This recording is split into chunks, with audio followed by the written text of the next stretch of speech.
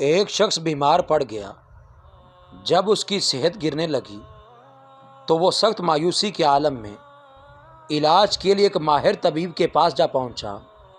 طبیب نے مریض کی نبض دیکھی اور مکمل معائنہ کرنے کے بعد اس نتیجے پر پہنچا کہ یہ شخص چند روز کا مہمان ہے، لیکن پھر بھی اس نے مریض کا حوصلہ بڑھایا اور اس سے کہا، تم بہت جلد ٹھیک ہو جاؤ گے، بس تم خوش رہا کرو اور جو تمہارا دل چاہے وہ کرو۔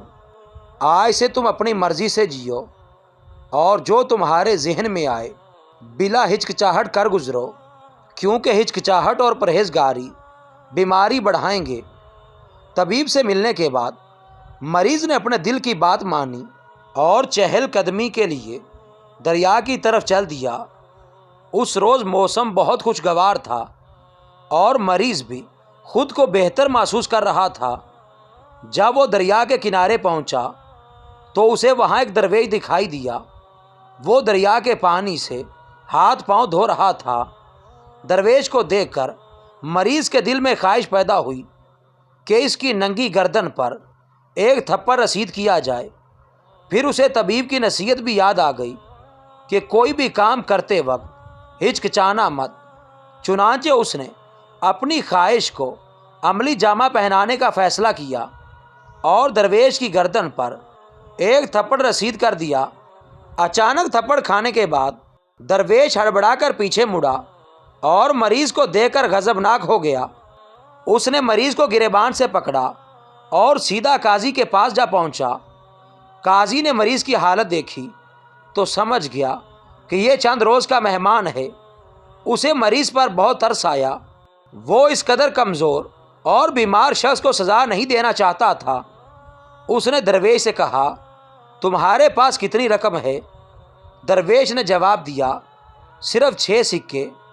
قاضی بولا، 3 سکے خرچ کرو اور باقی 3 سکے اس بیمار آدمی کو دے دو اور شکایت نہ کرو۔ ادھر بیمار آدمی کی نظر اب قاضی کی گردن پر تھی۔ وہ دل میں سوچ رہا تھا کہ تھپڑ لگانے کے لیے قاضی کی گردن کافی زبردست ہے۔ چنانچہ وہ فوراً قاضی کے پاس گیا اور یوں ظاہر کیا جیسے کوئی بات سرگوشی کے انداز میں کہنا چاہتا ہو، مگر جیسے ہی قاضی بات سننے کے لیے آگے جھکا، مریض نے اس کی گردن پر تھپڑ رسید کر دیا۔ چند لمحے کے لیے تو قاضی بری طرح بوکھلا گیا۔ وہ سمجھ نہیں پایا تھا کہ اسے کس چیز نے ضرب لگائی ہے، لیکن اس سے پہلے کہ قاضی منہ کھولتا، بیمار آدمی نے کہا، اب تم دونوں کو میرے مخالفین سمجھا جا سکتا ہے۔ یہ سکے اپنے درمیان تقسیم کرو۔ تم ان پر جھگڑ رہے ہوں گے اور میں اپنی راہ لوں گا۔ یہ کہہ کر وہ بھاگ کھڑا ہوا۔ اس کے فرار ہوتے ہی قاضی نے تھپڑ سے تاؤ کھانا شروع کیا تو درویش نے کہا، جب مجھے تھپڑ مارا گیا تھا تو تم نے الٹا مجھے ہی سزا دی۔ اگر تم نے ماضی میں بھی اسی قسم کے فیصلے کیے ہیں تو یہ بڑی شرم کی بات ہے۔